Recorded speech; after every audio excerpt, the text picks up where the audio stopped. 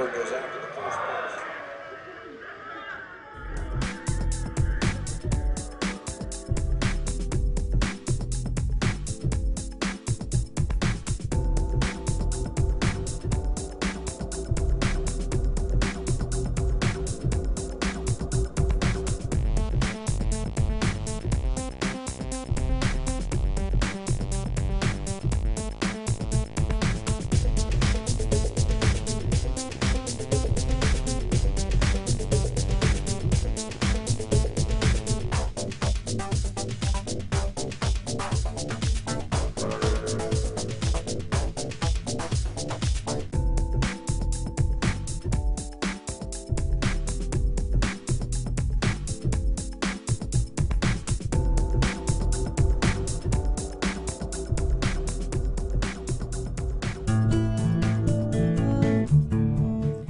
Maybe your first experience of putting money in the bank wasn't quite as heartwarming as this, but odds are, years later, you still refer to the balance showing on your bank account as being your money in the bank. But it isn't. If we have a deposit box at the bank, the valuables we put in it are still ours. We're just renting secure space to store them. In common usage, the word deposit means to set something down. But the use of the word deposit to refer to a bank account is misleading. A bank deposit is in reality a loan. What the amount in our bank account really indicates is how much money the bank owes us. It's a record of the bank's promise to pay us money, not the money we deposited itself. The difference is important. The truth is, when we hand the contents of our piggy bank to the bank teller, our money becomes the bank's money to do with as it pleases. All of the money in the bank is the bank's money. None of it is ours. That's why the bank pays us interest. We have loaned the bank our money. This may seem to be a semantic distinction. We know we can go to the bank at any time and take our money out in cash if we want to. But the distinction is not semantic, nor is it trivial. The distinction is crucial. What happens in banking affects everyone, and yet few of us know anything at all about how banking really works. The entire world economy now runs on a system of credit provided by banks, and when that credit system breaks down, everyone suffers.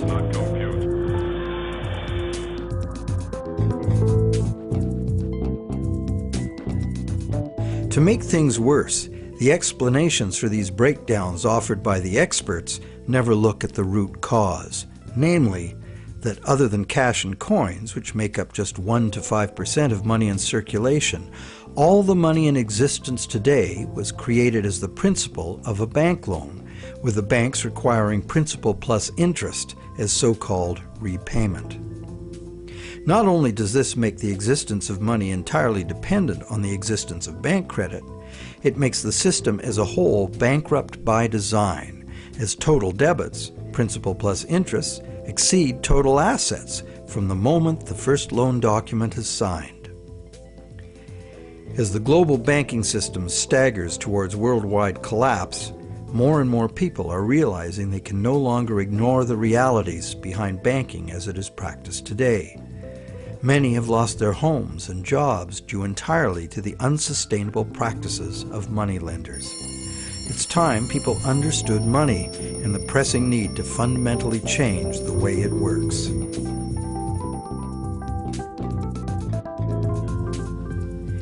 Clarifying what the words used in banking really mean is the first step. Now that we know that a deposit is, in truth, a loan to a bank, the next question is, what is a loan that we take out from a bank? When we sign for a loan, we give the bank a pledge to pay the amount of the loan plus interest. In return, the bank credits our account in the same amount as this so-called loan. While we speak of the bank as having put the loan money into our account, in reality, the only thing the bank puts into our account is its promise to pay the money. What has actually happened is an exchange of promises. Neither party has delivered anything to the other except matching pledges of debt. So who is the borrower and who is the lender? The terms loan, lender, and borrower are all misleading. The truth is that the two parties have traded promises to pay and in the process created something called bank credit or checkbook money that can be legally spent as money. Bank credit can be spent because we, in our innocence, notice that each time we deposit into our account, it increases our balance by the same amount. In fact, unless we put something in, our account will be empty. Thus, it's a natural assumption that money in an account is money someone put in. The account is a promise to pay, not the money itself. In fact, a promise always indicates the absence of the item promised. Otherwise, why does it need to be promised? Now, because all bank accounts are just promises to pay, the bank and the borrower can simply exchange promises and, in the flash of a few keystrokes, a positive balance appears in the borrower's bank account without anyone putting existing money in. Now you know the real source of what we call a bank loan.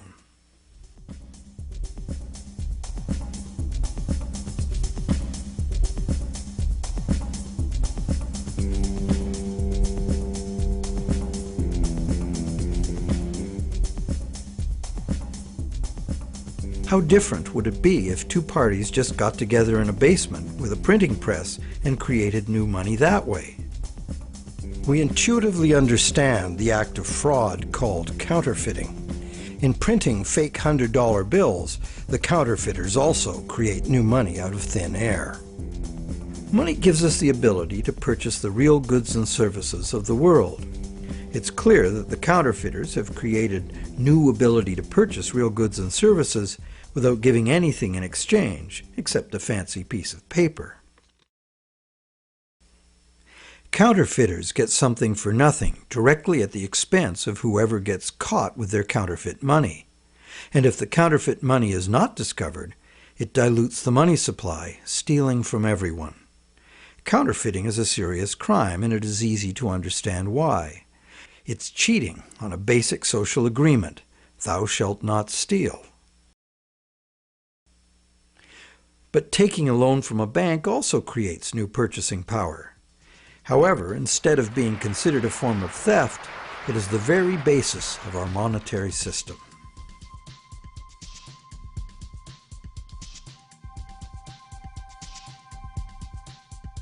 How did one form of creating money out of thin air become a crime and the other become standard business practice and the source of almost all our money?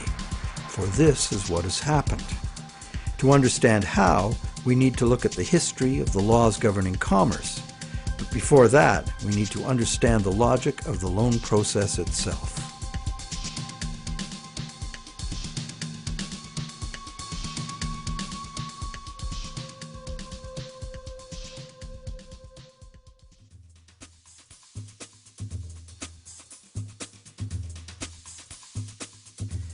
The borrower wants to purchase an item, but doesn't have the funds to do so at the present time. However, the borrower does have confidence in having sufficient funds over time to pay both the original price of the item and the interest on a loan. So he goes to a bank to arrange a loan.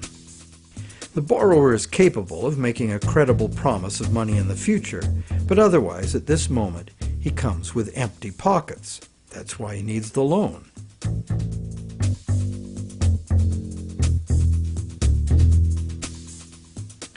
We're probably all familiar with what happens next. The bank gets the borrower to sign an agreement in which the borrower promises to pay the bank the amount of the loan plus interest, or, in default, surrender to the bank the object that is to be purchased with the loan. This is done countless times every day all over the world. But there's a problem. How can the borrower pledge as collateral something that the borrower does not yet own? If I wanted to borrow $10,000 from you to go on a luxury cruise to Europe, would you accept my neighbor's car as collateral? Of course not, because you know very well that I have no legal right to give you my neighbor's car, no matter how much I owe you. But if instead I promise to buy my neighbor's car with the $10,000 you lend me, the situation is different. You might agree to lend me the $10,000, believing I will buy the car and will pledge it as collateral for the loan once I obtain legal title to it. However, until the transaction is completed, your $10,000 loan cannot be secured by title to the car. This sequence of events problem could be very simply avoided. You could buy the car and then sell it to me. The bank could do it this way too. If the borrower commits to the bank to buy the item, why doesn't the bank just buy it with its own money and then sell it to the borrower on time payments at interest? Well, the answer to that question is also very simple. It's because the bank, like the borrower, has come to the transaction with empty pockets. The bank fulfills its part of the so-called loan transaction by creating an account for the borrower. The truth is, the so-called borrower has funded his own account by fraudulently pledging a car he does not yet own as collateral. And the bank, the so-called lender, hasn't put up any existing money at all. And, if all goes well, it never will.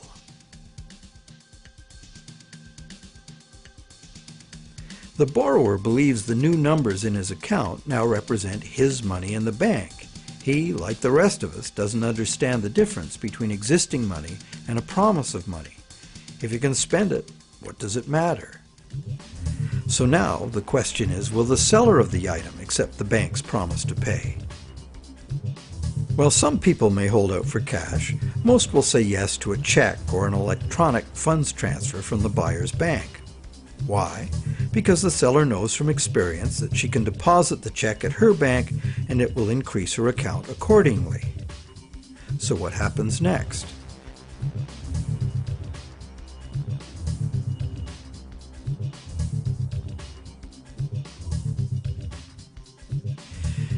Well, obviously the buyer's bank now owes the seller's bank the amount of the loan.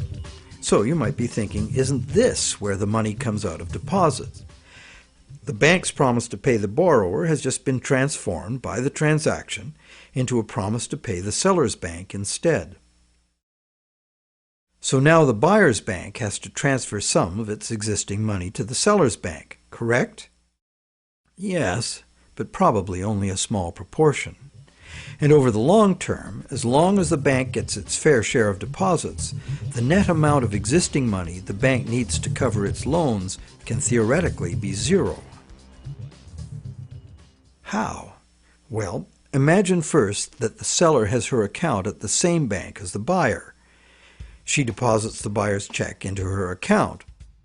All the bank has to do to complete the transaction is reduce the buyer's account by the same amount it increases the seller's account.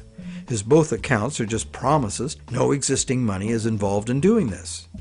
What is the end result? The bank has created bank credit for the borrower to the sum of $10,000.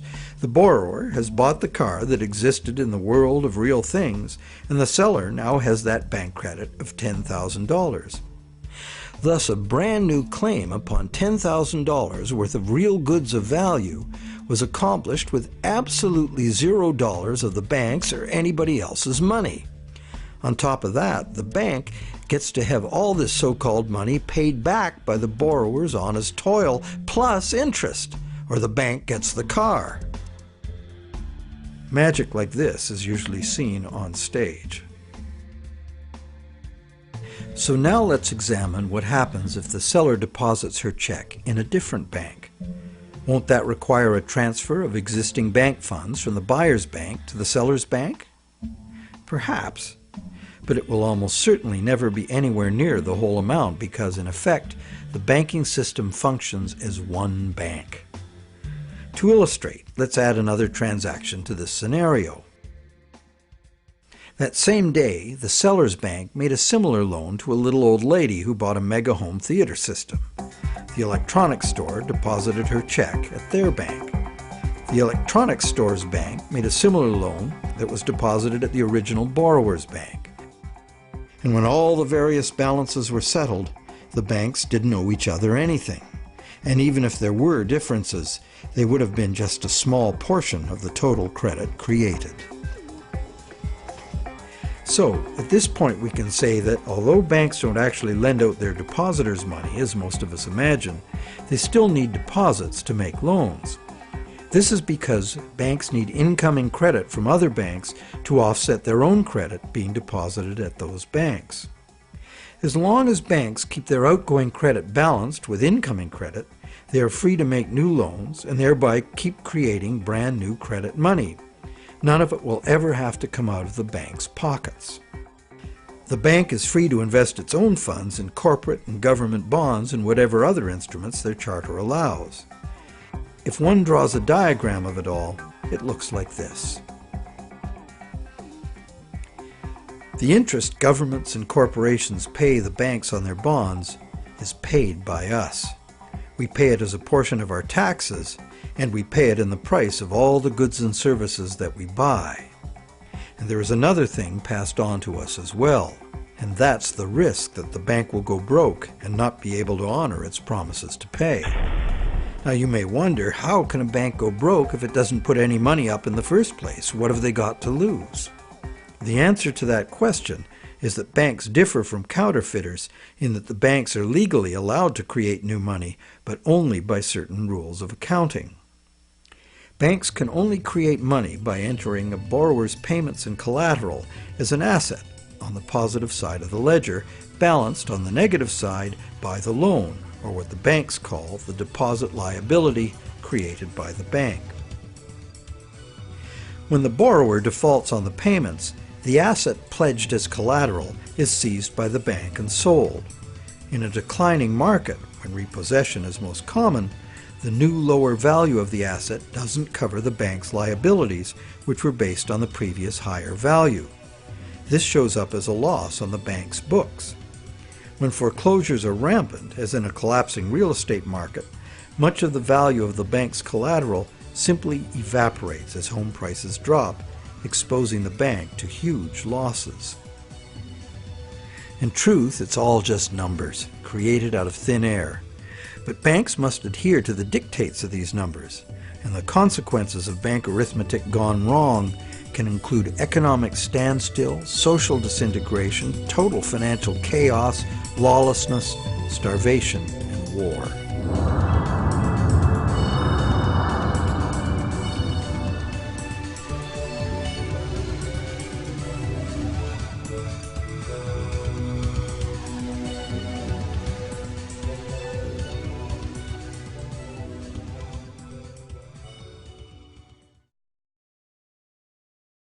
However, for the purposes of understanding the anatomy of a loan, we shall assume that the system is still functional and all three of the loans we were looking at will get paid. The end result is that not $1 of existing money has changed hands, but $30,000 of new bank credit has been created and spent into the money supply, and each of the three banks gets to collect interest on $10,000 of it. Is creation of this brand new $30,000 really an act of fraud, like counterfeiting? The obvious difference is that the banking system is legal, regulated by government, and disciplined by the courts to follow the rules of accounting. Another difference is that there is no obvious victim, like the person getting caught with a counterfeit bill. Banks argue that the buyer and the seller both got what they wanted and agreed to, so where is the fraud? And if there was a fraud, who lost out? Well, to determine that, let us list who got what out of the deal. The borrower got the item he desired on terms he willingly agreed to. He may curse his decision later as he struggles to make the interest payments, or he may live happily ever after, thankful he got the loan. The seller got an increase in bank credit, which she's been conditioned since childhood to think of as her money in the bank. She's confident that she'll be able to spend it in turn, and she will. So, as far as the seller is concerned, she has been paid in full. She's happy. So who, if anyone, suffered as a result of the deal? Is there another party to this transaction we've overlooked? Well, there's also the bank that gets to collect interest on a promise to pay money. That's the business they are in and usually do very well by. And anyone else? Well, where did the car come from? It came from the world of real things. Natural resources, energy, and labor were expended to produce it. What if we consider the hidden party to be society at large and the natural world from which all things ultimately come? Because the brand new bank credit money didn't just sit there, it got spent into the general circulation in the real world. It's the real world that ultimately gets the new money in exchange for its car. This new money might stimulate new production, temporarily enlarging the economy, making lots of people happy. In fact, it often does, as most bank credit comes into being as a home mortgage, stimulus for the residential construction industry, a big provider of good-paying jobs. However, after its initial productive use, this newly created money will basically just dilute the money supply, reducing money's purchasing power by a very small amount. So, in contrast to counterfeiting, where the loss occurs to a specific victim, here the loss is borne by us all, because the real substance of the loan, the car, was extracted from the economy at large by a slight loss in the value of everyone's money.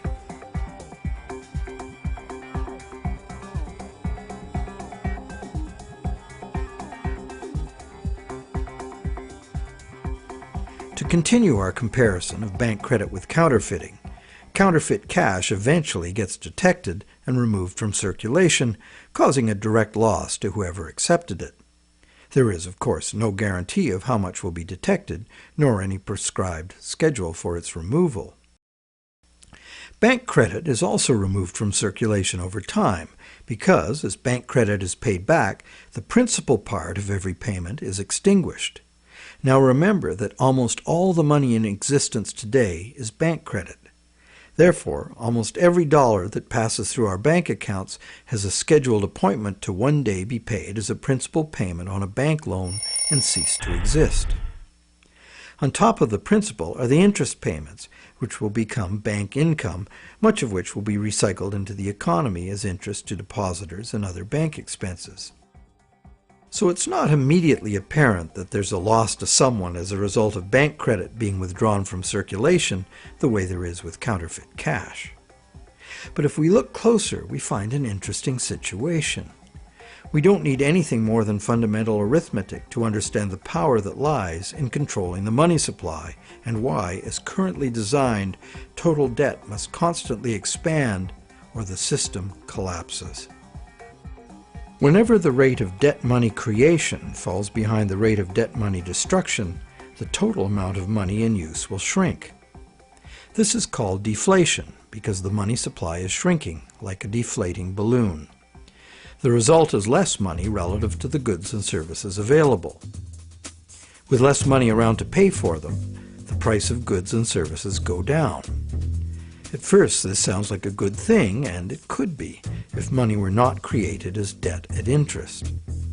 For anyone not in debt, deflation would be like a general dividend on money, paid in goods and services of our choice. It would be as if money were the people's stock in their own prosperous company, their nation. People wouldn't have to demand a pay raise. If a nation were more productive as a whole, thus deserving of a raise, everyone would benefit automatically by having their money buy more. However, this is definitely not the effect deflation has in a system where money comes in the form of interest-bearing debt. More than 95% of all money currently in existence is in the form of debt to banks, promises to pay with interest added. And as we have seen, the principal is created, but not the interest. Due to the time delay between money's creation and its repayment and the recycling of interest earnings as bank operating expenses, most of us can keep up our payments while the money supply is increasing. However, if the money supply or total debt is decreasing, money becomes harder to earn due to its scarcity, and fixed payments become harder to meet. For those heavily in debt, the money shortage can become catastrophic.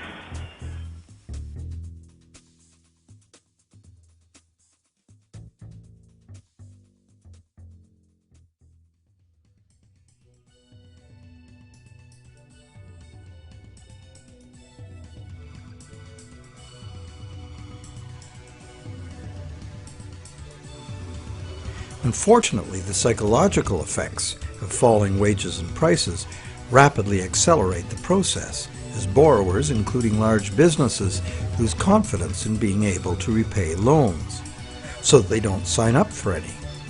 And without new loans to replace old loans, the money shortage rapidly gets worse, resulting in a decrease in jobs and purchasing power, even in the midst of abundant resources and productive capacity.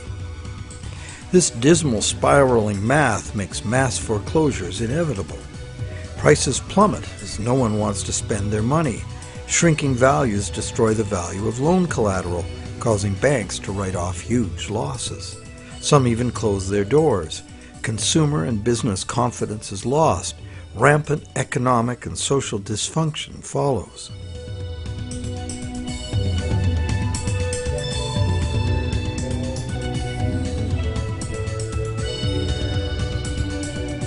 This disastrous spiral cannot be turned around unless the government creates new money itself or goes deeply in debt to private banks in order to create enough new money to reorganize and rejuvenate the economy. The most familiar example of this is the stock market crash of 1929. The psychological fallout of the stock market collapse resulted in less borrowing and thus less new money. The Federal Reserve did nothing to correct the resultant deflation, and by 1932 the money supply had been reduced by a third. Countless people were evicted from their homes because the money to make their mortgage payments simply ceased to exist. Then, in 1932, Franklin Roosevelt became the U.S. president. Roosevelt's New Deal set out to restore the economy by restoring the money supply. To counter the money shortage, Roosevelt borrowed from the private banking system. Factories started hiring again. But only when the war arrived, there's suddenly no shortage of jobs or funds available to do what was necessary for the war effort. It was the money expended on World War II that ended the Great Depression. The war also resulted in 50 million deaths worldwide and led to a new hostile international balance of power with its attendant arms races, mounting debts, and sweeping social and technological transformations.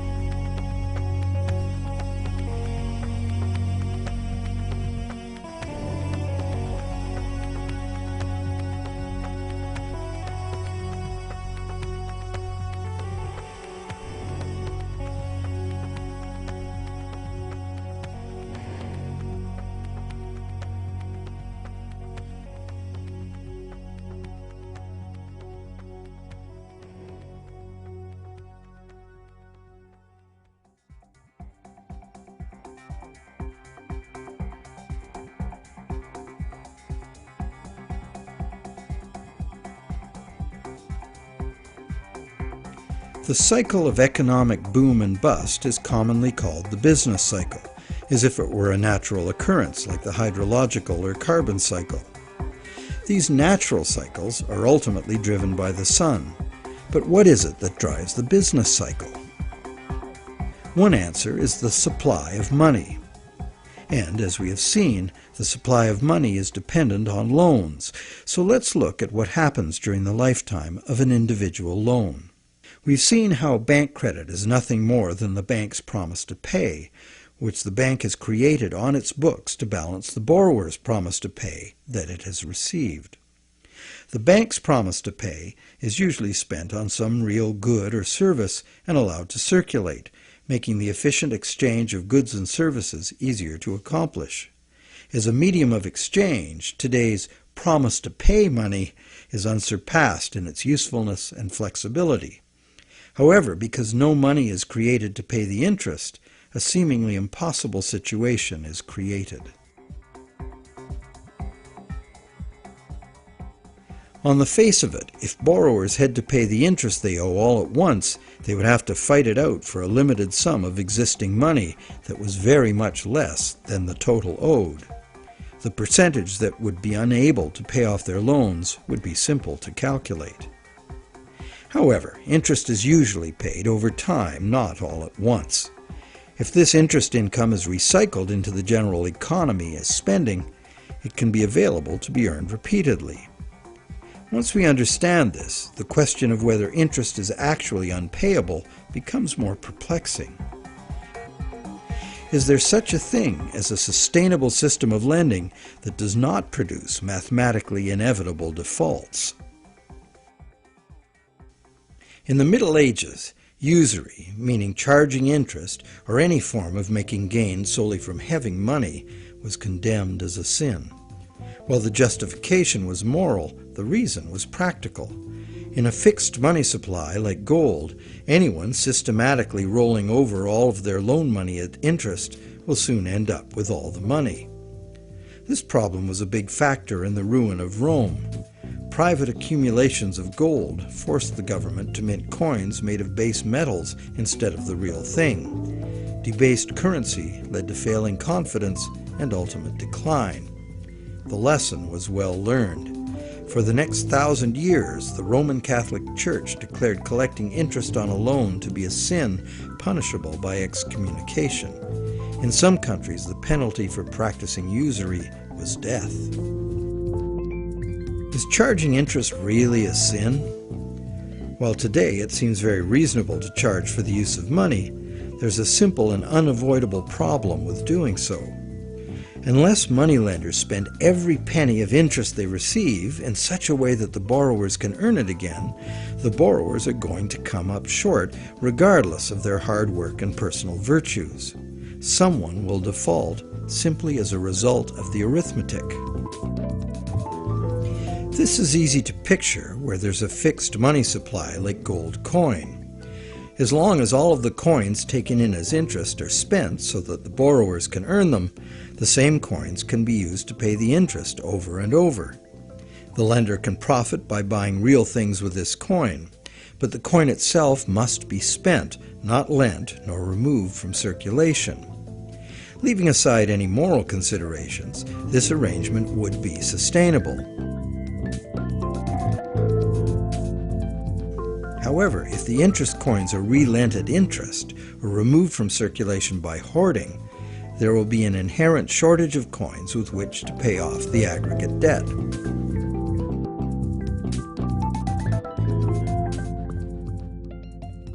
The situation is essentially no different in our current debt-based system. As we have seen, nowadays virtually every dollar comes into existence as debt, with a scheduled appointment to be extinguished as a principal payment on the loan that created it. Thus, for all borrowers to be able to make their payments of principal plus interest, two things must be true. The dollar created as the principal of the loan must be available to be earned by the borrower in order to make the principal payment that extinguishes that dollar.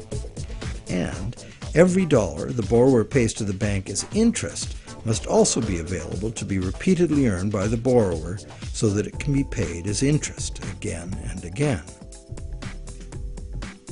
There is a common theory, undoubtedly popular with lenders, that because the banks spend their interest earnings as operating expenses, interest to depositors, and shareholders' dividends, there is in fact enough money released back into the community to make all payments.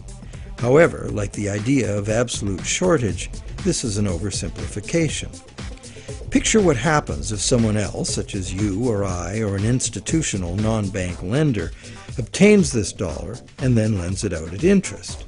Well, now that same dollar is simultaneously owed to two lenders and has two simultaneous interest charges attached to it. In addition, if this dollar is loaned, repaid, and reloaned by the secondary lender, it is not available to pay off the principal of the loan that created it, except as another loan. So, can we borrow from Peter to pay Paul and borrow from Paul to pay Peter? This gets interesting. We can. However, each time money is borrowed, there's an interest charge added that also must be paid. If all added interest charges can be earned, all payments can be made. On this basis, many economists and defenders of the current system claim there can never be a shortage of money and all payments can be made. But this seems to be a false assurance. For instance, if secondary lenders capture some of the money needed to retire the loan that created that money, the original loan can never be retired. The deficiency will have to be borrowed over and over forever, each time at interest. Each deficiency will be cumulative, adding to an ever-building total of debt that can never be paid off. And it stands to reason that for each added interest charge in the system as a whole, something extra is demanded of the system as a whole to pay for it. This affects everyone, producers, governments, and consumers.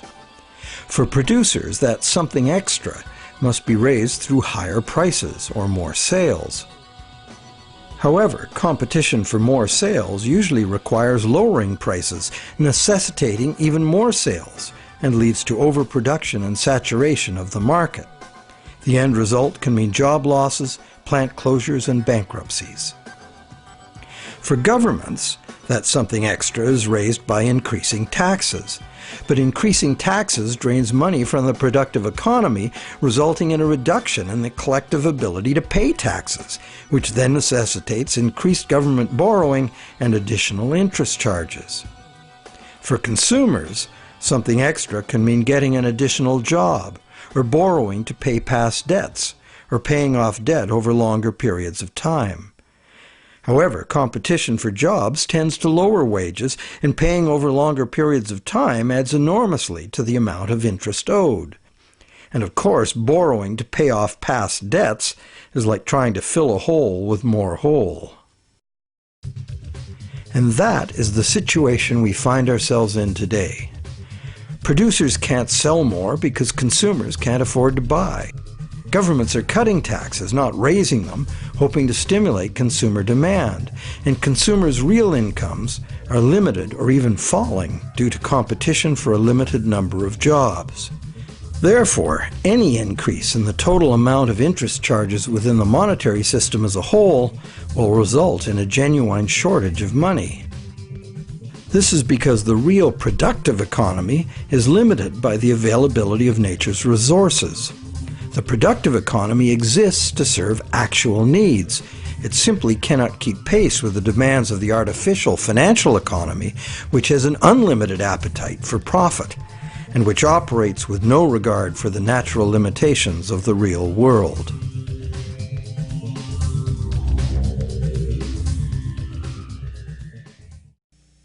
The theory that there's always enough money to pay the interest has a certain elegant simplicity. However, by the very nature of the assertion to be true, it has to be 100% true. This is impossible.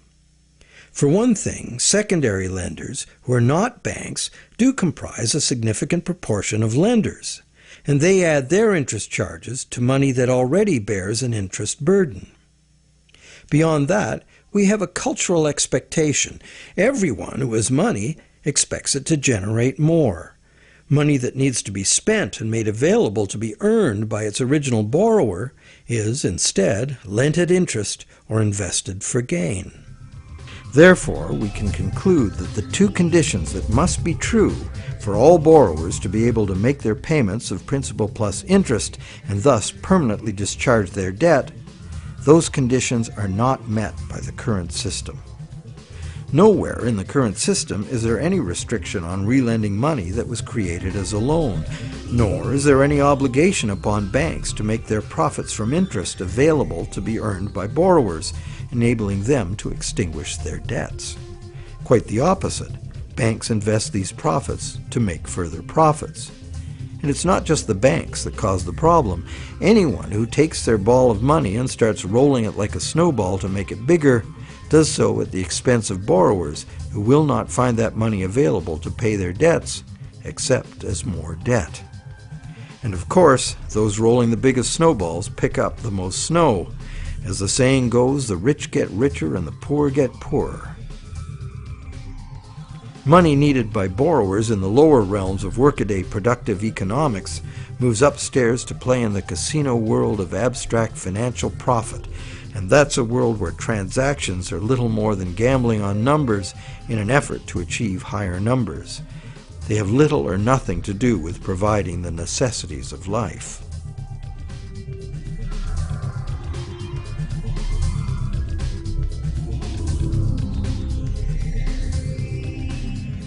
Today, the largest volume of money by far is changing hands in what is best described as the gambling economy.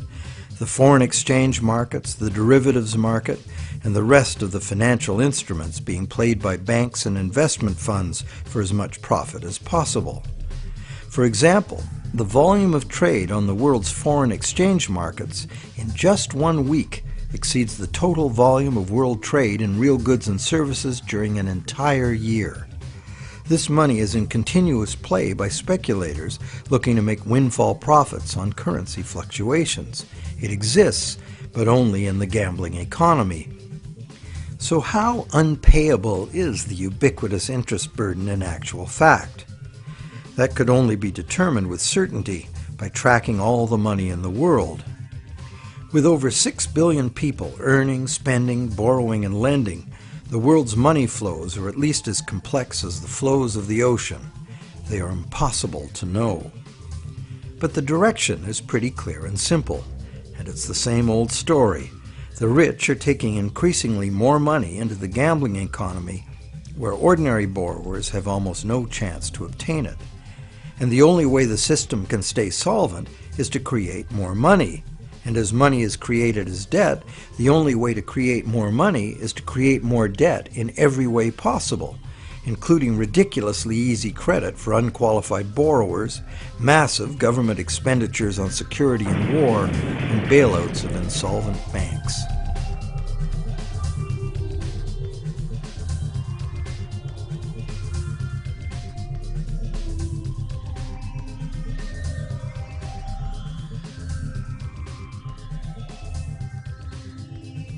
How does the individual loan cycle relate to the boom and bust phenomenon known as the business cycle?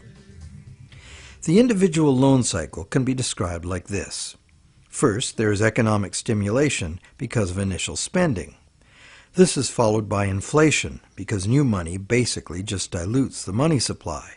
And eventually, inflation is followed by deflation as loan repayments gradually extinguish the principal, removing that money from circulation. As long as the individual loan cycles don't match up, these cycles can smooth each other out. This creates a fairly stable money supply that leads to fairly stable prices, although continuous growth of the money supply is required, at least in part because, as you will recall, the money to cover the interest was never created. This is the model on which our economy is currently based. Avoiding deflationary spirals and keeping inflation at a level that doesn't upset people's apple carts constitutes the art of managing the economy, which is rather narrowly defined as achieving so-called price stability. However, a look at the purchasing power of the US dollar in real goods over the last century instantly reveals what this so-called price stability has really meant. The dollar has clearly lost almost all of its value, 96%, and is continuing to do so at a rapid pace. So price stability is not being achieved, and one hardly needs a degree in psychology to understand how human nature itself would turn the individual loan cycle into the collective phenomenon of the business cycle. The simple reason being that if one person sees great prospects and is doing well borrowing and expanding, others would have the confidence to do the same. Beyond the merely psychological effects, if one business is expanding on the basis of credit, Its suppliers and distributors will find it necessary to do so as well, or lose that business to someone who will. The same herd effect would occur for a gloomy outlook and accompanying credit contraction. Thus, it is entirely predictable that individual loan cycles would have a built-in propensity to line themselves up rather than be randomly distributed. And when they do, we see the larger scale cycle called the business cycle emerging directly from the cumulative effects of individual loan cycles. So, to sum up, one could say that out of the exchange of promises made by the bank and the borrower, society gets chronic inflation and a dependency on banks for increasing infusions of money to pay ultimately impossible interest payments. This results in an inescapable treadmill of accelerating debt and depreciating money, the only alternative being a deflationary collapse of the economy followed by social chaos or war. This eminently unhealthy situation filters down through society, wreaking harm on every level. We are like addicts, but the fix is not more and more heroin, it's more and more credit money. And eventually, our collective ability to borrow and repay so much credit becomes exhausted. This then creates the need for constant expansion of credit into new markets, in essence creating a fiscal imperative to drive everyone in the world further and further into debt forever. In the United States, this constant debt expansion has led to a total credit market debt in 2008 of more than $53 trillion, which is about 5 times the total annual income of the entire country. So is the world at large happy about its end of the loan transaction? Probably not. But the world at large has very little awareness of where these problems originate, the elusive system of counterfeiting and hidden control that is modern banking. And how about the banks? How have the banks fared as a result of this system? Well, first, by putting up only a small fraction of the money they ostensibly lend, the banks have obtained a river of income from interest payments on consumer loans and mortgages. Second, by using their credit powers to acquire large portfolios of corporate and government bonds, banks collectively appropriate control over government and industry. And thirdly, due to the inevitable defaults and foreclosures, the banks gain legal title to a lot of real property the world over. And finally, if the worst happens, if borrowers default en masse, causing the banks large losses, the government is forced to rescue the banks with multi-billion-dollar bailouts to save the financial system. And what are these bailouts financed with? You guessed it, more taxpayer debt. It is really quite an achievement to pull this off, and without most of the victims even being aware of it. If you're now thinking there ought to be a law, well, there is. There's a whole body of law that makes all of this legal. So how did a system like this ever become the law?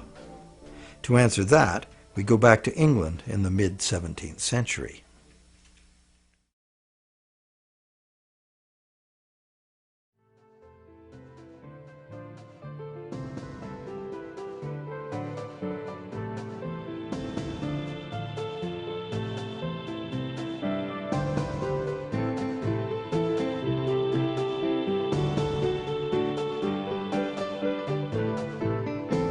With the development of better ships and the new explorations they allowed, trade was expanding rapidly.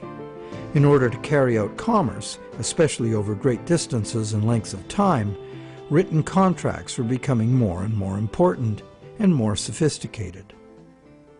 Under English common law, it had long been established that a contract could only be enforced if something of real substance had changed hands. A transfer of goods or rights in property was the real stuff of the exchange, and that was what the court would evaluate for fairness, not just the words on the document. A contract under which there had been no exchange of consideration, meaning real goods or rights in property, was deemed to be empty and was therefore not enforceable by the court. So, a contract in which a borrower, say, pledged a car he does not own in exchange for a bank's promise of payment would not even qualify as a contract. No common law court would enforce it.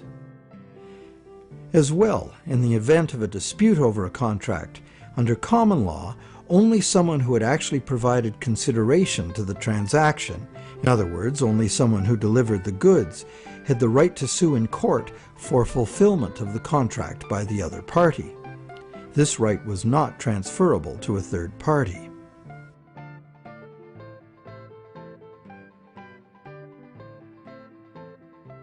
When early traders went off personally on expeditions with trade goods, they bought those goods at home with their local currency and would sell them for foreign currency in the distant destination.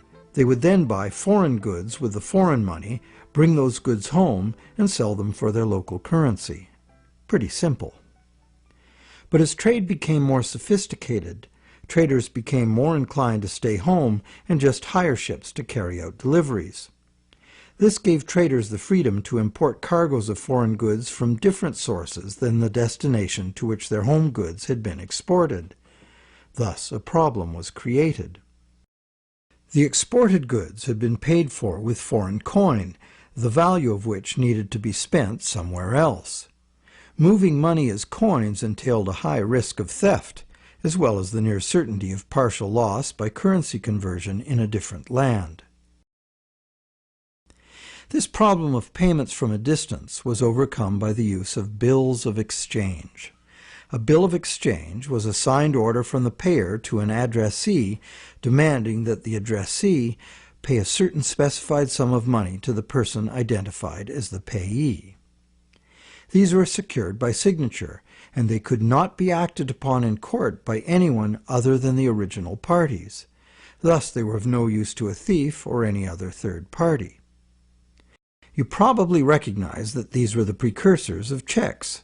I, the payer, instruct the bank, the addressee, to pay the payee, a person named on the check, a certain sum of money. This was all well and good for transactions among parties who were known to each other. The bill of exchange was used merely as a way to order payment in coin at a distant location. But merchants soon wanted more flexibility. They wanted to be able to use bills of exchange to reconcile payments amongst many merchants in many locations, using bills of exchange like money itself. For this to work, bills of exchange had to be assignable to and enforceable by third parties. As we shall see, this was the moment in legal history that gave sanction to the banking system we have today. A third party, who might have honestly purchased a bill of exchange several steps removed from the original exchange, could not be expected, nor would he have the right, to show up in a common law court and defend the validity of the contract and collect on it. This made third-party bills of exchange an unacceptable risk. So, in order to be able to use bills of exchange as a convenient and guaranteed third-party payment system, essentially equivalent to money, the common law practice had to be set aside regarding bills of exchange. In England, by a series of legal decisions from 1664 to 1699, this problem for commerce was remedied by making bills of exchange enforceable by third parties.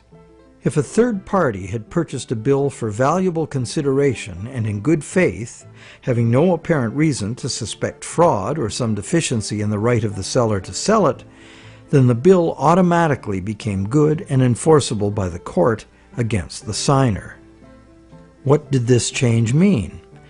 It meant, essentially, that any bill of exchange would be considered legitimate once it was sold. Bills of exchange and all other subsequent types of signed promises to pay, with the notable exception of checks, became transferable and enforceable in court, just what the merchants wanted. Now debt contracts could be sold like things, and transacting business would be a whole lot easier. Not only that, it opened up a whole new market for profit seekers, trading in bills of exchange themselves. The marketing of debt was born.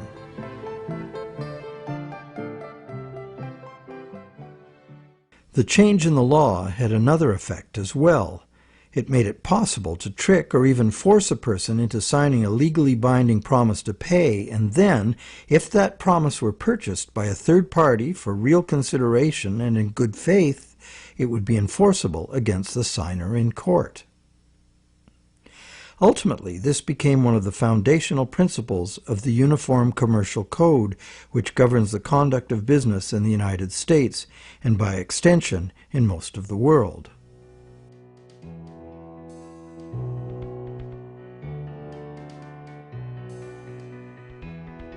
Think about it. If we buy a stolen laptop from a guy on the street, we're guilty of receiving stolen goods, a criminal offense. Doesn't matter if we paid honest money and were unaware the goods were stolen. The court will restore the goods to the rightful owner. We, as purchasers, innocent or not, lose our money and may even be charged with a crime. But if we buy a loan contract from a banker and give him real value for it in good faith, it doesn't matter that the loan contract may have come into existence under false pretenses. Whoever signed it is required by commercial contract law to pay up, and the courts will enforce the obligation. Today, debt contracts come in a myriad of forms, including and especially loans and mortgages. It's significant to note that just as these common law restrictions were being removed, the brand new Bank of England was being established. The first bank state authorized to create money out of thin air. The new laws fit in perfectly, making the new bank's empty contracts enforceable against the so-called borrower.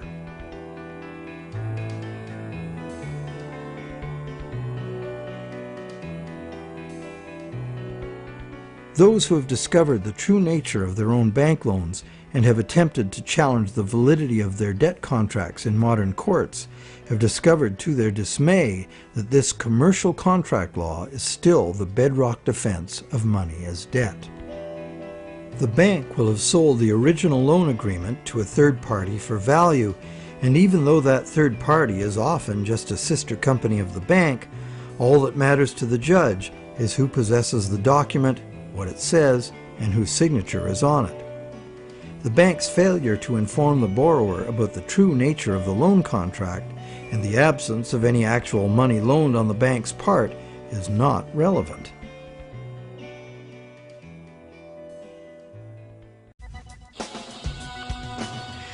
So, to conclude our investigation, it appears that modern banking practice rests on several distinct violations of common law, common sense, and natural justice.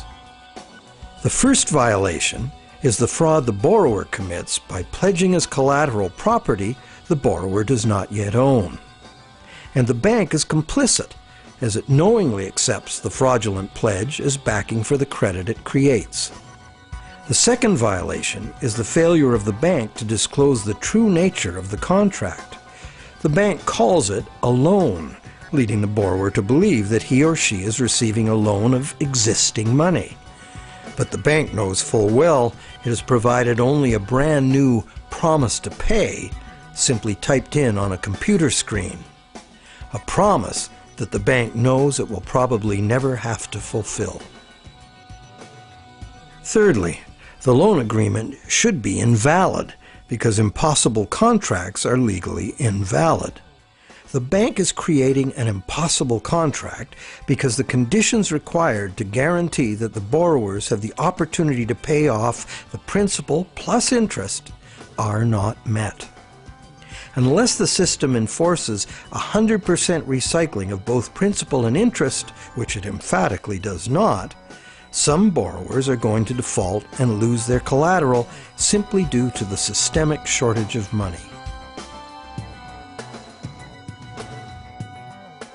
The fourth violation is the violation of natural law by the law of contracts, which confers automatic legitimacy of title on any contract if the contract is sold to a third party for valuable consideration. This violates the principle that one cannot give better title to something than one has.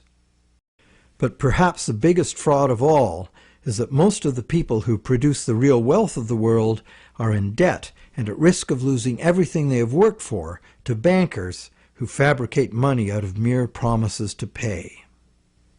And where does this leave us? We are hostages in an economy that must grow faster and faster to keep up with an ever-growing money supply, or the entire system collapses in ruin. The money system as currently structured refuses to recognize that the real economy is limited by the capacity of the planet to provide the raw materials and waste disposal services the economy needs. The planet is finite, and therefore it should be obvious that the economy cannot grow at an accelerating pace forever. Our current money system runs like the bus in the movie Speed. It could not slow down, or the bomb planted on the bus would go off.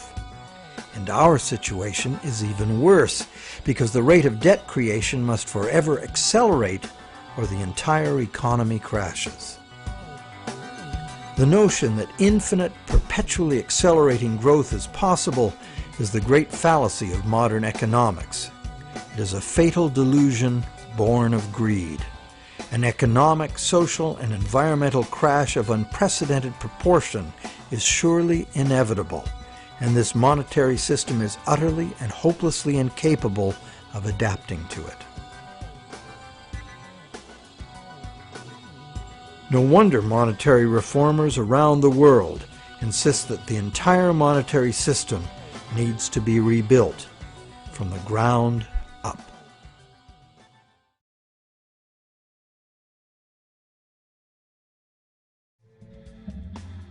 So what is the solution? One idea many people suggest is to return to the days when money was backed by gold. Gold, they argue, is the true money because it's inherently valuable. The underlying principle here is that money should be a commodity that is valuable due to its scarcity, as gold is scarce. As a general rule, those who hold this view of money also believe that money should exist independent of government. Another school of thought, diametrically opposite, is that the creation of money should be the exclusive prerogative of governments. Government, which represents all the people, should spend money into existence in the public interest, thus backing the currency with what it was spent on.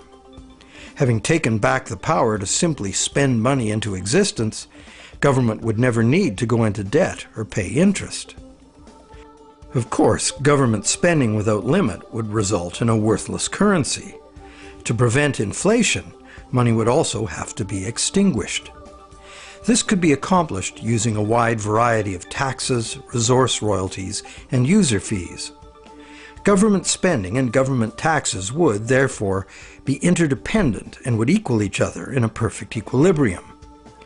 However, the goal of taxation would be to achieve price stability, as the government would have no need of tax revenues in order to operate. Over the centuries, both the gold-based system and various government credit money systems have been used, with the gold-based system prevailing well into the 20th century. This wasn't because government credit money didn't work. It did within the country itself, where it was accepted in payment of taxes. But until the invention of modern currency exchanges, international trade had to be carried out in gold. In addition, gold has had an almost supernatural fascination for humans for a very long time. We've been conditioned for millennia to think of money in terms of portable inherent wealth, as in gold coins. However, this is not the only way to think of money, nor in the era of runaway debt money is it any longer accurate. Money is, at its root, an idea that humans invented in order to turn simple subsistence into complex civilization. It's the development of money that made possible specialization of labor and the indirect exchange of goods and services. Throughout money's evolution, from direct barter to standard trade goods, and on to standard coins, to paper promises of precious metal, to digital promises of paper cash, and now to digital promises to pay digital promises. Throughout this long evolution, the prevailing idea has always been to achieve greater flexibility by using convenient and secure promises to pay instead of money itself. The problem with promise to pay money has always been that it provides a golden opportunity to cheat, to create more promises than there is real stuff to back those promises up. But is there a way to make the exchange of actual money just as convenient and secure as the promise to pay system? Now there is. Digital money, convenient and secure, is now a possibility because of new encryption technologies. It works like this. Imagine taking the serial number off a dollar bill and dispensing with the paper. What do you have? A digital dollar. A digital dollar that can now be electronically transferred around the world just as easily and securely as a promise to pay dollar. However, and this is the big however, the digital money, while being entirely electronic, is also like a metal coin. It can never be in two places at once. Thus, the multiplication of promises can be prevented by insisting on actual payment in cash, paper or digital. We don't even need to keep this digital cash in a bank, as it provides its own safekeeping and can be transferred by internet. And instantly transferable digital money could perform intelligent functions far beyond anything money has been capable of before. For instance, with simple math programmed in, money could be made to calculate its own value, eliminating human speculation, manipulation, and error. Wouldn't that be something? In the meantime, efforts are already underway to reform the monetary system through legislation. Initiatives like the Monetary Reform Act and the American Monetary Institute's Monetary Act have already been written, prescribing in detail how to return the power to create money exclusively to government, and thus limit banks to lending existing money, just the way most people imagine it works now. While differing in detail, all such reform proposals in whatever country they originate always advance the same simple idea. The benefits of money creation belong to the public.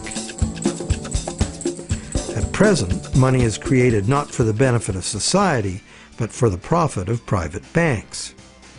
Banks like to create enormous amounts of money from our debt because the more we borrow into existence, the more interest the bank gets to collect, and the richer the bank becomes. In the process, the banks gain more control over everyone, individuals, industry, and government alike.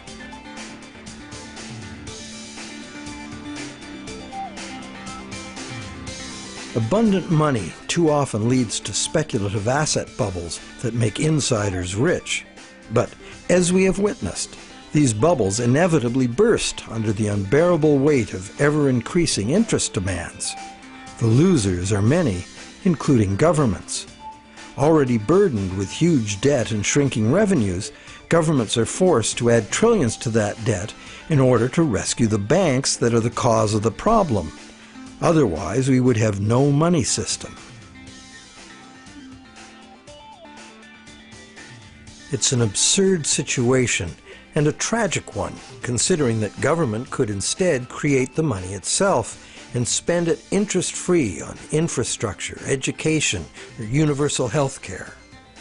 And most of that debt-free money would enter the economy as wages, circulating through all levels of society for everyone's benefit. This kind of abundant money would fund a reinvigorated, productive economy in which the savings of the people could fund honest loans of real existing money. At its root, money is a means by which we exchange real value. Without real value in the world, money is nothing. As we have seen, it's the real world that makes the loan, not the bank. We, the people, in conjunction with the material blessings of the natural world, are the source of all real wealth. Therefore, money creation and its benefits belong to the public, not to private bankers. And what about interest? As we have seen, interest poses an arithmetic problem. And it's a problem that can only be solved in three ways. 1, defaults and foreclosures. 2, perpetual growth of the money supply. Or the preferable and only other solution, 100% recycling of interest as spending. But such full recycling could only be accomplished by nationalizing the banking industry in the public interest. For example, interest earnings from public service banking could be paid to all as a citizen's dividend. Or it could be used to fund government in place of taxes, as was done successfully in colonial Pennsylvania. And that's just one instance of a society that organized its monetary system differently. There have always been alternatives, and there are alternatives now. What the evolution of money really teaches us is that the real measure of money's value is, very simple, its usefulness as money. And there are several different ways to create useful money. For instance, money can simply be an individual's private promise to pay, a pledge of one's own product or service, as in such community currencies as the let system or time dollars. Thousands of these community currencies already exist in circles of trust where members can be counted on to honor the credit they issue for themselves. And such community currencies can be a lifesaver in the event of a catastrophic collapse of the conventional banking system. When money shortages or hyperinflation disrupt trade and bring economic standstill, a working community currency can sustain a local economy. Are such proposals radical? You bet. But there are unprecedented challenges before us. No longer can exponential growth allow us to sustain a monumental debt that must ever increase to prevent the house of cards collapse of the whole system. Increasing wealth disparity, crushing debt, failing banks, and social and environmental catastrophes are what we face unless we radically change course. We must transform our monetary system to one that can adapt to a future we can now clearly foresee. To begin, we must examine monetary system designs that can deal with widespread economic shrinkage without inducing mass foreclosures and bankruptcies. But what can you do right now? Well, right now there are people and organizations around the world that understand the problems and the injustice of today's monetary system, and you can join them in their effort to bring about the fundamental changes we need. It's time to talk to our friends. A financial crisis is the ultimate teachable moment. When bankrupt banks have to be bailed out by the governments the banks were formerly lending to, the contradictions, the fraud, and the fatal flaws of the current system are laid bare for all to see. But the solutions are there to see too if we look. We cannot afford business as usual. Making adjustments to the current system will not save us. The changes we need to make are radical and dedicated to the good of all, not the profit and control of a few. To make these changes, we must leave behind our outmoded assumptions and misplaced faith. We must face the challenge of a complete transformation. Reality calls.